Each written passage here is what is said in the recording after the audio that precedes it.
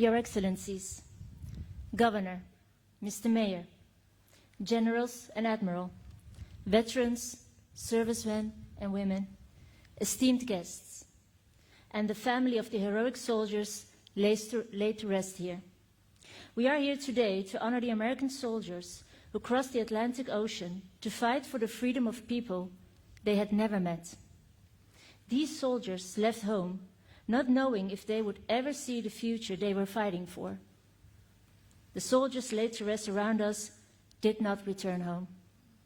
But Dutch citizens embraced them as members of their own families.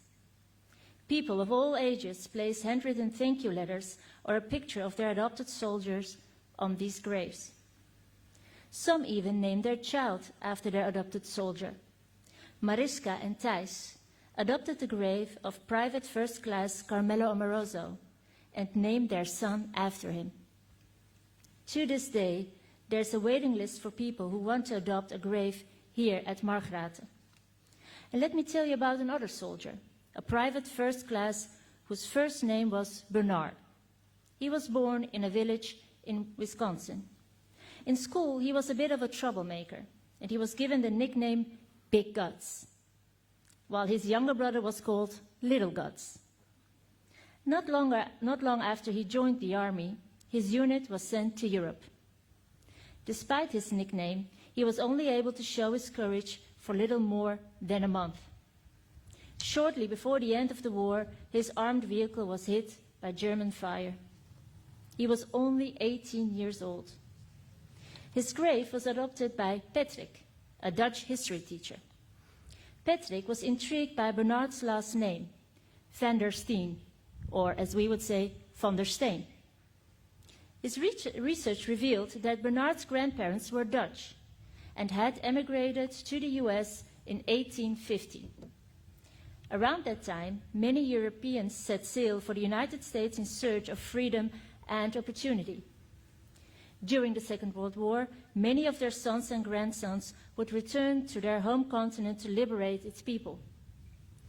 These grandchildren of Europe became our brothers and sisters in arms when our liberty and our independence were in danger. The bond between Americans and the Dutch is historic, special, and personal. We can look back on a shared history as founding fathers of NATO. We fought side by side after 9/11 and stand united against Russian aggression. At different times, we have been there for each other. As Ambassador Popola recently said, American independence was fueled and funded by Dutch support.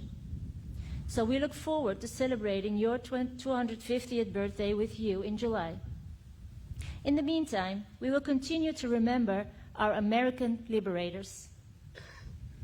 Patrick later found family members of Bernard's, both in the US and in the Netherlands, and traveled with them to Margraten to honor Bernard together.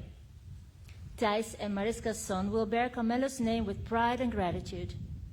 And that is how the Dutch commemorate these soldiers laid to rest around us. They may have never met the Dutch people that they fought for, but what an honor it is for us, for me, to meet these soldiers through stories and photos. This is how we say thank you. Thank you for your service.